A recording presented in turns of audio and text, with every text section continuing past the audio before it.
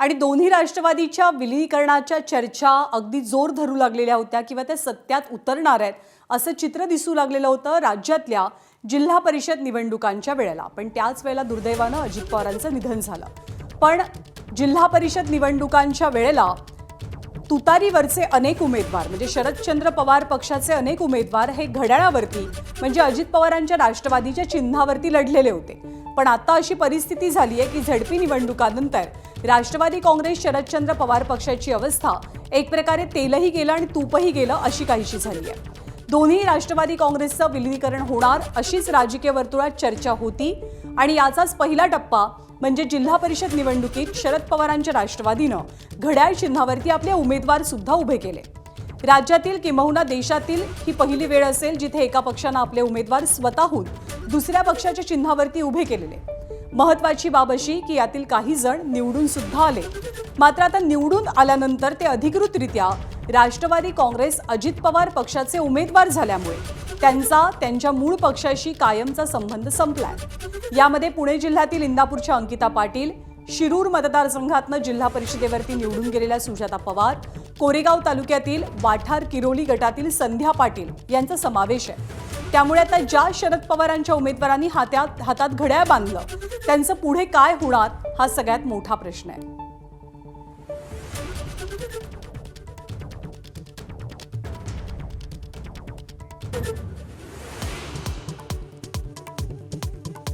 विलीनीकरणानंतर दोनही राष्ट्रवादींचं नेतृत्व अजित पवार करणार होते।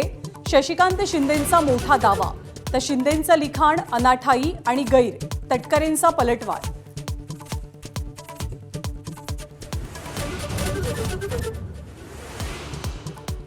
चंद्रपूरमध्ये भाजपला साथ देणाऱ्या ठाकरे सेनेवर मनसेचा कडाडून हल्लाबोल।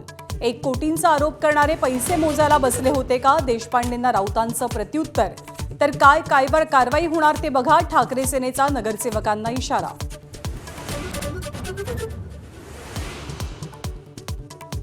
मतभेदांनी ग्रासलेल्या महाविकास आघाडीसमोर मोठं आव्हान।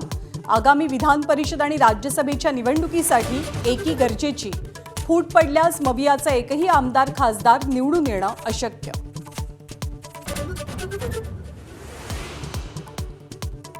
स्थानिक स्वराज्य संस्थांच्या निवडणुकीत पक्षाला अपेक्षित यश न मिळाल्यानं एकनाथ शिंदे नाराज असल्याची चर्चा। कामगिरीत फिक्या पडलेल्या काही मंत्र्यांना नारळ मिळण्याची शक्यता।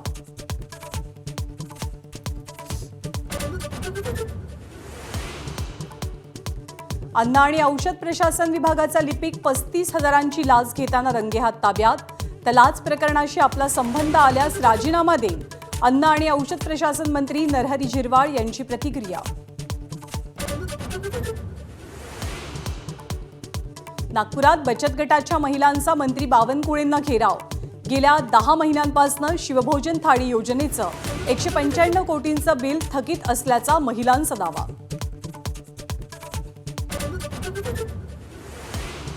T20 विश्वचषकात सर्वात मोठा उलटफेर, बलाढ्य ऑस्ट्रेलियाचा झिम्बाब्वेकडनं 23 धावांनी पराभव।